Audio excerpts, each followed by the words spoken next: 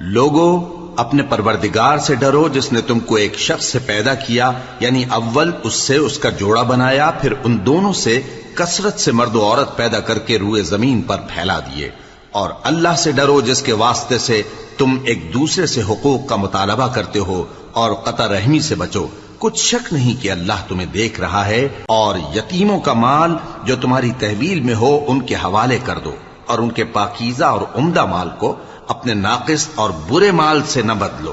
اور نہ ان کا مال اپنے مال میں ملا کر کھاؤ کہ یہ بڑا سخت گناہ ہے۔ اور اگر تم کو اس بات کا خوف ہو کہ یتیم لڑکیوں کے بارے میں انصاف نہ کر سکو گے تو ان کے سوا جو عورتیں تم کو پسند ہوں، 2 یا 3 یا 4 ان سے نکاح کر لو۔